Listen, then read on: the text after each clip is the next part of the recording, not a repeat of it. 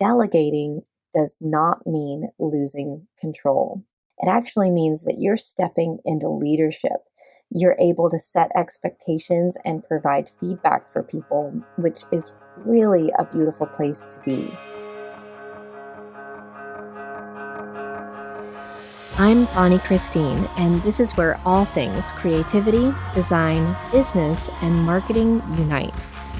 I'm a mama living in a tiny town tucked right inside the Smoky Mountains, running a multi-seven-figure business, doing the most creative and impactful work of my life. But when I first set out to become an entrepreneur, I was struggling to make ends meet and wrestling with how to accomplish my biggest dream of becoming a fabric designer. Fast forward to today, I'm not only licensing my artwork all over the world, but also teaching others how to design their creative life and experience the same success. I'm here to help you spend your life doing something that lights you up. I'll help you build a creative business that also creates an impact, changes people's lives, gives you all of the freedom you want, and is wildly profitable. Welcome to the Professional Creative Podcast. For the first 9 years of my business, I was a one-woman show. We call this being a solopreneur or a company of one. And quite honestly, I was proud of it. I didn't think that I needed or wanted help in my business, and I was proud of being able to do all of the things by myself. I wore all of the different hats every single day and really believed that a large part of my success was due to the fact that I was the one personally responding to every email, every comment, every question, and I had some things to learn. One of them was just around the limitations of what being a solopreneur does and really how it hinders our growth and development. So in this episode, we're going to do a deep dive into what it looks like to kind of wrap your mind around moving from a solopreneur to someone who doesn't do everything, but only focuses on the things that are truly what we consider to be in your zone of genius. So we're going to break down that. We're going to talk about what it is and why it's so impactful. And naturally, that's going to lead us to talk about outsourcing. And so I've got a deep dive on hiring for you today, how we hire, and we're going to unroll the entire thing together. So I know that many of you are working as either single person companies like that solopreneur, or maybe you have a little bit of help, but you could use more help in your business. And so when we work as a company of one, it does kind of feel empowering, right? Because it gives us complete control over everything that we do in our business. But the limitations that it brings is, number one, just limited capacity. At some point, there are only so many hours in a day, and we truly cannot do everything ourselves without sacrificing the quality of our lives, our relationships, and our health. And then there's also just a lack of expertise. Truly, we cannot be an expert in all areas. And so I used to really love feeling like I knew how to do everything. And the way that that has transformed today is that typically I will still kind of dive in and learn how things are working in the business. And then I'll create trainings and pass them off to someone else. And so I do still like feeling that level of control and knowledge, but it doesn't mean that I have to personally be the one doing it, because also I'm not necessarily the most expert in that area as well. So I remember the first time that I was really thinking about getting help, and I had gotten to a place where I was spending about 3 of my 5 working days doing nothing but responding. I was responding to emails. The inbox was very time consuming, but also comments and questions, DMs, all of that stuff. Now, I, of course, still do some of this, specifically Instagram. I still do all myself. And I really love that because it's a point of connection with everyone.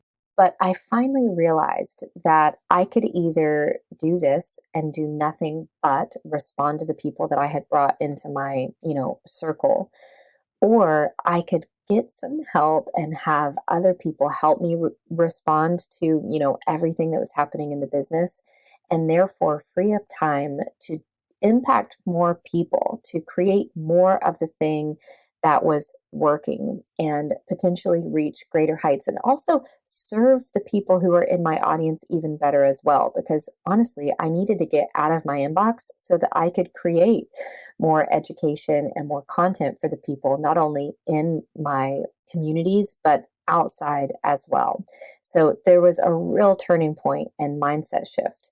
And this was hard to think about letting someone else come in and kind of speak on my behalf, not as me, but just in the same way that I would.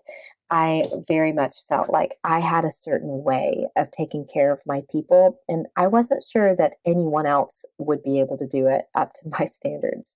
And that was just so silly. In fact, there are people who are doing it currently today in an even more caring and heartfelt way than I ever could. And the way that we got there was through developing the voice guide, which was our very last episode. So if you missed that one, make sure to go back, because the way that we got to where we are today, where people are really speaking with my same heart and soul, is through creating this voice guide that has greatly impacted my business. So I mentioned this term zone of genius, and I want to kind of break that down. Zone of genius is a term coined by Gay Hendricks in his book called The Big Leap. This is an incredible book. And the concept really refers to that area where our unique talents really comes together with our passion. What we love and what we do really well intersects. And here is where creativity, productivity, and joy all align, and that leads to extraordinary results. Working in this kind of zone of genius where your passion and your talent intersects, it increases your productivity, because when you love what you do and you do what you do well, productivity just comes naturally. You'll find that you get into your flow much more easily, and you'll achieve so much more in less time. It also leads to increased creativity, because as your work aligns with your passion and your talent, your creativity gets a boost. And this leads to innovation and truly unique results that moves your business forward. It increases your personal fulfillment, meaning you get deep satisfaction from your work because you're doing what you genuinely enjoy and what you are naturally good at. Because of this, it also leads to greater impact, because when you operate in this zone of genius, you bring your best to the world and you create a larger positive impact with all the people in your audience. All of this is truly what leads to long-term sustainable success. Because you're working in alignment with both your talents and your passion, you're just less likely to burn out. And that makes for more sustainable, more enjoyable path to success. So my goal for you is a couple of things. Number one, that you spend 90+% of your time working in this zone of genius, where you're doing only the things that only you can do. Meaning these things are both things that you're really good at and you love doing. The other hope that I have for you is that you could step away from your business for 30 days without anything being impacted negatively. In fact, you could step away for 30 days and it would actually grow and do better even in your absence. So that is where we're going. That's the hope that I have for you. And so in order to do that, we have to talk about hiring. First, I just want to talk about the general fears and hesitations that we likely all struggle with. At least one of these, I struggled with all of them.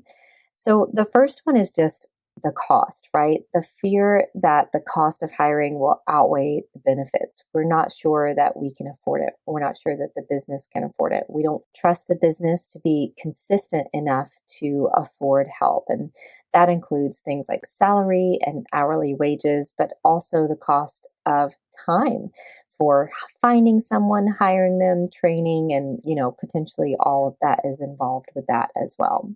But what you need to do to overcome this fear is to simply calculate the time and potential revenue that you could gain by delegating some of the tasks that you're doing. The simplest way to do this is to take your annual revenue and divide it by how many working hours there are in a year. So, an example of this is that if you make $100,000 a year, and you divide that by 2,080 working hours, that's 40 hours a week in 52 weeks in a year, then your hourly rate would be $48 an hour. And so anything that you could hire out that is less than that is worth consideration, because that's going to allow you to work more in your zone of genius, doing the things that only really you can do, which will actually help you create more income more quickly as you grow. The second fear that we often struggle with is trust. Trust in this handing over parts of your business to someone else. I think that we fear other people making mistakes and maybe not treating your business with the same care that you have, or maybe not even respecting, private things like confidentiality. And what about passwords to all of these platforms that you're using? And so we really have to just work to overcome this. We believe that we're special snowflakes and no one will address our business with the same level of care that we do, but that's simply not true. My biggest fear was that I couldn't hand over the care and the heartfelt way that I responded to every person that came into my world. And I wish that I would have realized that this wasn't true years before I did, because there are absolutely people out there who can not only do it as good as you, but oftentimes better than you as well. So the way to overcome this is just to start with small tasks. You're going to gradually give responsibility of one little thing at a time until you build the trust and until you realize that there are people, plenty of people, who come with an excellence to their work and want to do this in your business. Similarly, I think another fear is just around quality of work. We're afraid that the work done by someone else just isn't going to be as good as what we expect, or maybe what our customers expect. And this is where it's just really important to have a clear training process. This is where your SOPs come into play. So make sure to go back and listen to episode number 49, where I really explain how to create a library of standard operating procedures. These are mini trainings that you create on any task that you want to hand off. And so there you can truly know that they know exactly the way that you would have someone do this, and then they've got that in their training library. Ensuring that you have good systems and trainings in place will really, really help anyone who you bring into your business do it with the same excellence that you expect. I think that we're also a little bit afraid of just losing control. There is a fear around delegating tasks and losing control over our business. But hear me on this. Delegating does not mean losing control. It actually means that you're stepping into leadership.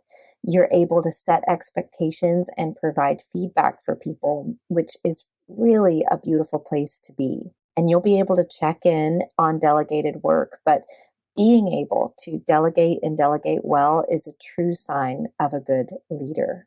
And then finally, I think we're all just worried about hiring the wrong person. And, this is something that comes with this. It's a learning curve, how to hire and find the right people. And you're right, it could cost time and money. But while hiring is a significant decision and it may take a few tries to get the right fit, it is absolutely worth it. And that's exactly why I'm doing this episode, because I'm going to really walk through our hiring process so that when you go to hire, you'll have something to start with and be better equipped to hire the right person.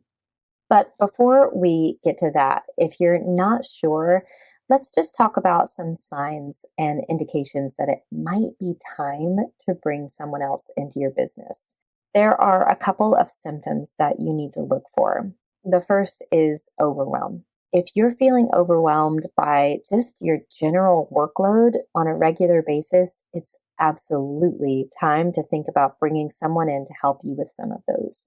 If you ever find that you're neglecting really important tasks, like core tasks, if you find that administrative tasks or areas that are maybe outside of your zone of genius are just too much, they're pulling at your time and your energy and you're avoiding them, time to get help. Feeling stagnant or like you're not growing, your business isn't growing as quickly as you want it to. So if you feel like your business has plateaued and you can't take on more, you can't do more, you can't take on more clients, you can't create more, then that is also a really good indicator that it's time to bring in help so that you can scale to the next level.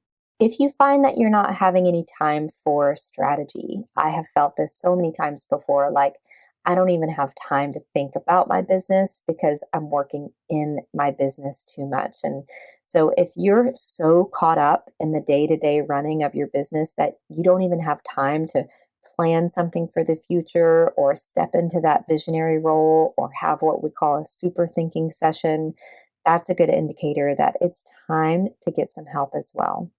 The next one is if you are just losing satisfaction over your work. If you are unable to maintain maybe the quality or the standard of work that you like, or if you just feel like you're spread too thin and you're not enjoying what you're doing as much as you used to, that's a good indicator that it's time to get help as well. And then finally, if you're just working too much. And so for sure, if you're working more than 40 hours in a week, that's considered probably overworking. If you're working into the evenings and on vacation and in the weekend, that's considered overworking. And it's okay for little spurts of time, but eventually this is a sign that it's time to get help in your business. It's so incredibly important to maintain that healthy work-life balance just to protect your overall well-being and the success of your business, but also the success of your life and your health. Because your productivity and your creativity is so incredibly important, and overworking that can lead to exhaustion and completely hamper your creativity. Also, so important for your physical and your mental health. Continuously working without enough rest leads to stress, it leads to anxiety, and it can also lead to physical health problems. You want to avoid burnout with everything that you can. And so burnout is not where we're headed. We want to make sure that we've got time to do the thing that we love and build a business that creates an impact. Because sustainable success, my friend, work-life balance is essential for that long-term, sustainable, scaled success that you want. So by hiring and delegating, you're not only investing in the growth of your business, but also in your personal life and your health and your well-being. Are you tired of spending hours crafting the perfect email only to be met with crickets in your inbox? Or worse, having your emails end up in your subscribers' spam folders? I know that feeling, which is why I switched to ConvertKit as my email service provider many years ago. ConvertKit is the email marketing platform built by creators for creators. With ConvertKit, you can easily create and send beautiful, personalized emails that your subscribers are not only going to open, but also love. They have a drag and drop email editor that makes it easy to design emails that look and feel professional without any coding. Plus, their powerful automation tools make it easy to send the right message to the right person at the right time. But that's really not all. ConvertKit's tagging and segmenting tools make it so easy to send targeted messages to your subscribers based on their interests and behaviors. So, for example, you can imagine that on my email list, I have people who are interested in buying my fabric to use in their projects, and then also people who want to learn how to design their own fabric. And so, through ConvertKit's tagging system, I can communicate to those two different groups of people so that I don't ever have to worry if I'm bugging the other group with something that they're not interested in. You can also use ConvertKit to actually build out a page and a form so that you can easily grow your email list and turn subscribers into customers. So you know that we always want you to be growing your email list. And I can tell you that if you dive into ConvertKit, you can start adding subscribers to your email list within a day of focused effort. It's not that difficult. It's super easy to set up. Build a landing page, put an opt-in in, and then start getting people on your list. So if you are ready to take your email marketing to the next level, I want you to head on over to bonniechristine.com/resources and sign up for a free trial on ConvertKit today. You can go ahead and dive in and get familiar with the program. Their support is amazing, and see what you think. This is truly an email service provider who can grow with you from 1 subscriber to 500,000. So again, head on over to bonniechristine.com/resources and check out ConvertKit today. So the first thing that you need to do is determine what it is that you need to delegate. There are a bunch of different ways to do this, but one of my favorite ways is just to begin creating a list. A list of things that you do every single day. Oftentimes, this is called something like a time audit or a task audit. And you're just going to write down everything that you do. You can set a timer and log it every 15 or 30 minutes. You need to just list out everything you do with no emotion attached. And you need to do this at least for a week where you're, touching multiple parts of your business. 2 weeks, you'll capture even more. And then you've got to decide, what are the things that only you can do? What are the things that only you can do? What could you potentially give to someone else? Something that I also like to consider here is how much I love the things that are on there. So sometimes I do something that I could potentially give to someone else, but I love doing it so much that I want to keep it for now, because we'll revisit this, right? We'll revisit it several times a year. And so what you're looking for is anything that falls outside of your zone of genius. So again, those are tasks that don't align with your unique skills and don't align with what you're super passionate about. An example of this for me is accounting. Sometimes it's website maintenance. Sometimes it's spreadsheet sorting or video editing. There are things that I can do, but I don't necessarily love doing them, and I'm certainly not that great at them. You're also looking for tasks that you simply just don't enjoy. These are the things that you likely procrastinate on because you are dreading. They drain your energy, and honestly, they just reduce your overall joy. And so these could be anything from things like customer service to inventory management to printing shipping labels to packaging orders, anything that you're doing that you don't have to be the one doing. And then the other one that I look for is just things that are taking a lot of time. So these tasks take up a ton of time, but they don't necessarily require like super specific expertise. Sometimes this is responding to emails or keeping up with your calendar or managing social media accounts. So they're all essential, but they're just eating away at our time on a day-to-day basis. So once you've identified those tasks, again, you're going to make a big list. I'm so excited about the free download that we have for you today is this list that you're going to be able to pull together and list out everything that you do. And then you'll be able to identify what you want to keep, what you want to get rid of, and then what you want to delegate. So head on over to the show notes for today's episode to download this list, and so that you can do your own task audit and figure out what you want to delegate in the first place. Now, my friend, it's time to begin thinking about hiring. Once you have the list of the tasks that you want to delegate, you can start looking for people who align and excel in these different areas. You can, of course, look to hire an employee. You can also look to hire someone as a contractor or a freelancer. You could also consider working with an intern if maybe there's a school nearby. And then you can also hire via a job board. And so I'll tell you more about how we hire in just a minute, but I want to make sure that you know over on the show notes, we're giving you a good, massive roundup of the best job posting sites. This is where you can go post a job description and start getting applications. We're also including some industry specific job boards and also some freelance websites like Upwork and Fiverr. These are amazing places to just get freelance help on one-off projects, and it's a great way to dip your toes into getting help in your business. So again, you're going to head on over to the show notes for that list. We're putting the list there so that we can make sure to keep it up to date for you. And then also today's free download, which is this task audit that's going to be your key to unlocking what actually falls in your zone of genius and what are the things that you should be looking to pass off to someone else.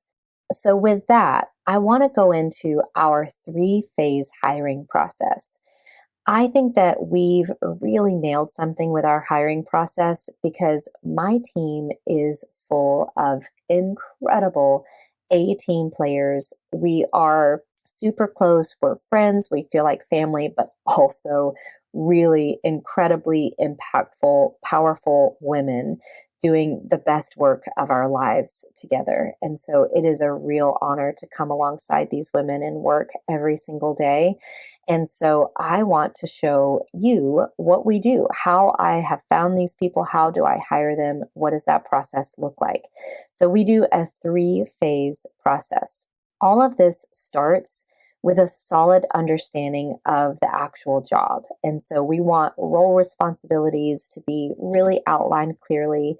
We want a clear idea of the skills, the experience, and exactly the attributes that we're looking for.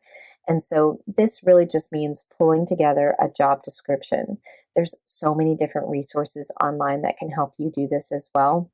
But we want to have clarity over the exact job description that we're hiring for, so that we can put it out there publicly so that someone can come and review it and really understand whether they're a good fit or not. We also try to pull in our culture in this job description as well, because hiring for culture fit and shared values during the hiring process is really important as well.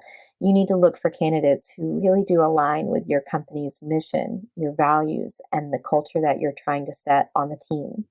A good culture fit can lead to increased job satisfaction, increased performance, and honestly, lower employee turnover as well. So, phase number 1 is simply an in-depth application. I put together our own application. We tweak it based on the role, but overall, it's fairly similar from role to role. And all I did was create this using a Google form. So I actually don't typically post on job sites, though I know a lot of industry experts who've had great success with it. I've had great success simply opening it up to my audience. So I open it up to my email list, I announce it on social media, and very specifically I say, hey, do you know someone who would be a great fit? Forward this on. And so we've always gotten plenty of applications just doing that. And so I have not had great experience posting on job sites like Indeed and things like that. So for now, we just are going to continue to do the same thing that's always worked for us, which is just announcing it publicly and within our communities. So whichever way you decide to do is great, though. You're going to just first open the position, announce the job description, and open the form for applications. Now, I require a pretty in-depth application even at phase number 1 because I'm interested to know how interested you are. Are you willing to fill out the entire application? I include several personality tests. I want to know someone's Enneagram number, their Myers-Briggs, and their Strengths Finders, because We use this data to figure out whether they're a good fit for each particular role. Now, there's no combination of Enneagram or Myers-Briggs that I wouldn't hire, but there are combinations that I know are fitting to certain roles better than others.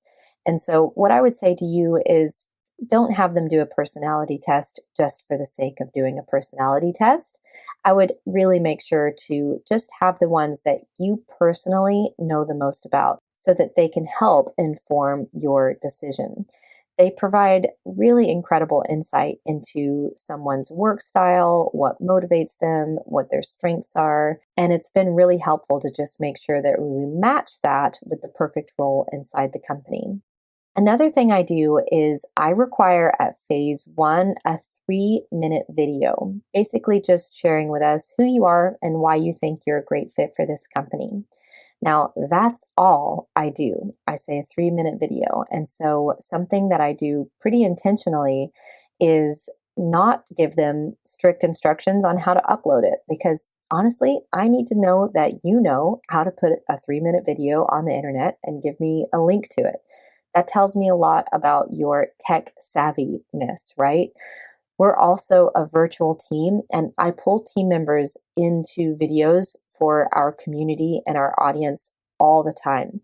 So I need to know what you're like on camera. We also ask a pretty good set of open-ended questions. And so a couple of examples of this are, how would you describe your ideal boss? Have you ever worked on a virtual team before? What are your career goals and how does this opportunity fit into your bigger picture? I love asking this because I think that if my vision as the leader of a company isn't big enough to also incorporate the goals of the people on my team, then my vision isn't big enough. So I want to know where they are headed and where they want to go. I also ask, what are your ideal working hours? And so we've got people in different time zones, and obviously in a virtual setting, in a virtual company, there's a lot of flexibility, but we want to make sure that we're all working at least with some overlap. And then I always have people rate their expertise on a bunch of programs. So I pretty much list every single program that we use, and I make sure they understand that I'm not expecting them to be experts or even aware of all of them, but I do want to know if they have any experience with any of the programs that we're currently using inside the business. And then I end that question with, hey, are you an expert at something that I didn't include above, or do you need to expand on one of your answers? Then tell us below. And then I also have them just attach their regular resume with all of their work experience as well. And so this gives us a really, really nice understanding of who someone is, why they think they're a good fit, what they're like on camera, can they do a video, that kind of thing, what their expertise is in different areas of the business. And so from this, we usually get around 100 applications if we open up something like this. And obviously we tweak it a little bit based on the role, right? So they're coming into this Google form after looking at the job description. So we tweak this based on whether it's community management or program management or content management or marketing. And then from that, we'll typically get around 100 applications, and we'll choose between 10 and 15 to go on to phase 2. And so phase 2 is what we call sample projects. I think it's really important to do sample projects. These trial projects and periods of working with us really give so much context over someone's skills and what they're like in action, and their ability to work with a team and fit in with the company's culture, and what their actual work style is like. And so, for instance, if we have someone coming in for content, right? I'll come up with 3 different sample projects. Let's say for ease of math, we've got 12 candidates, okay?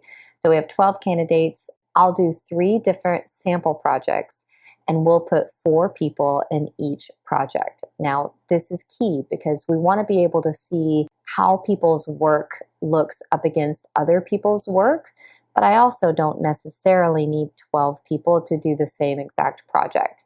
And one of the reasons is that these will be actual projects that we're working on right inside the company. And so one of the key things that we do is that we actually pay all of the candidates for their work on the sample project, and we let them know whether they're hired or not, the work that they do. We basically hired them as a contractor, right? That we'll be able to use anything that they create during this sample project for our own business. So it is actually a great way to get some projects underway as well. But this stage always surprises me. People who I thought were at the very tip top of my list after phase 1 will just surprise me in phase 2, and maybe they'll turn a project in late, or they'll ask, maybe too many questions. Obviously, we like some questions to be asked, but just their working style really comes to life when you include a sample project. And then inevitably, someone who maybe I almost didn't even include for sample projects will come out as one of our favorites. They worked efficiently. Their work was beautiful. They understood the project. They turned it in a timely manner. All of these things we're looking at, and having a sample project will really give not only the candidate a chance to really understand what it looks like, what kind of tasks we might be working on, and what it looks like to work on our team, but it gives me a much clearer picture of their proficiency, their creativity, and their problem-solving skills. So no matter what position you're hiring for, I highly suggest putting together sample projects. And if it's going to be time consuming, like let's say more than an hour, then I also suggest paying for these sample projects so that everyone can feel really good about the time spent there. And then from phase 2, we'll choose typically the top 3 candidates to move on to phase 3, which are Zoom interviews with me and whoever their manager will be. That's typically Lisa, my integrator, but it could also be Nikita, who's in charge of our programs, or maybe Kylie, who's in charge of our customer service. And it's in this final phase that we all come together on a Zoom interview. And this is just our chance to really dive deep into their experiences and get to know each other. We ask clarifying questions about maybe their project or their working style, or how they see their fit in on the team. But it's a great opportunity to just clarify any doubts that they may have and explain to them more about our goal and mission as a company, and then get to know them as, just a regular person a little bit better as well. From there, we will make an offer to the number 1 candidate. And this brings them, once they accept it, it brings them into an official onboarding process with the team and their manager. And so we've got trainings in place. We've got passwords set up in 1Password for them. And we do a 90-day trial period. So at the end of 90 days, we'll do a pay review, and then also have a meeting where we discuss, what they've really excelled at, some places we want them to work better at, and honestly, just make sure that it's been a good fit for us and that we've been a good fit for them. I mentioned onboarding and training, and I cannot tell you how important it is to invest in a comprehensive onboarding. I think that this really, really helps new hires just learn the ropes. It sets them up for long-term success, and it helps really the productivity of the company overall. A well-trained employee not only understands their role and how they fit into our team and our goal, but it also means that they're more efficient and more productive. It also improves employee retention, because when someone comes onto the team and really feels like they can wrap their arms around exactly what they're supposed to do, it's going to help them feel valued and welcomed, and really just help them know exactly what's expected of them. So in order to do a really effective onboarding, we want to make sure that we're prepared. Before the new hire starts, we want to make sure that we have everything set up for them, like access to everything that they'll need access to, and trainings on the calendar. We also want to make sure that they've got any equipment and software that they need. And then we basically go into like an orientation phase where me and or the manager gives the new team member our team handbook, and really onboards them into our company's history and our mission, our culture, and our values. And then, of course, we move into the actual training. So training is all about the SOPs that we already have in an SOP library. Again, if you missed that episode, it's number 49. And then once we move through training, it really comes down to mentorship and communication, making sure that that new team member is feeling mentored by someone, usually their manager, and that communication is open. We have regular check-ins, and we always have like an open door to ask questions and provide feedback. So having all of these resources ready when someone starts really just demonstrates your professionalism, your organization, and it's also going to empower that new team member, that new hire, to take charge of their own learning and development. We really love to see people do what we call intrapreneurship, which really means acting like an entrepreneur inside someone else's business. And we have a team full of entrepreneurs that really work beautifully together because of this. This is how you get to work more in your zone of genius. Again, that's where your greatest passions and your best skills intersect.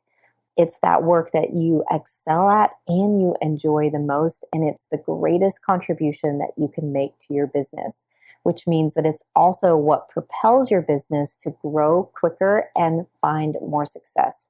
So typically you, as the CEO of your business, anything that you're doing that's in your zone of genius will be the thing that actually moves the needle for your business. And so working more, spending more time in that zone will help you find more success and scale more quickly, right? Because when you're trying to do everything yourself, it's challenging to spend time in this zone of genius because you're feeling bogged down in all of the day-to-day tasks, all of the administrative work, all of the areas where honestly you don't enjoy and you're not particularly skilled at either. And that just leads to feeling frustrated, maybe feeling burnt out, or just being stuck in your business. So hiring and getting help allows you to delegate all of the tasks that are outside of your zone of genius. Again, that's things likely like administrative work, maybe some marketing, maybe customer service, or anything that you do that isn't uniquely aligned with both your skills and your interest.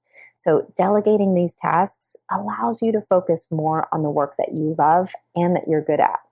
And it doesn't just lead to more enjoyable and more fulfilling work. It can also have a dramatic impact on your business. Because when you're able to spend more time doing that high impact work that you love, you're likely to be more creative, more innovative, and more effective. And this leads to higher quality products and services, happier customers, and ultimately a more successful and bigger business. That is a wrap on this fairly in-depth episode all about your zone of genius and how you get to work more inside of it. Again, don't forget to head over to today's show notes to get the download your task audit so that you can really start to identify what things you want to give away, what things you want to get rid of, and what things that you want to keep. And then you'll have a big list of different ways and resources that you can begin to get help in your business. We'll also walk you through how to calculate your hourly time so you know what you're aiming for when you hire someone else in your business as well. All of that can be found over at theprofessionalcreative.com.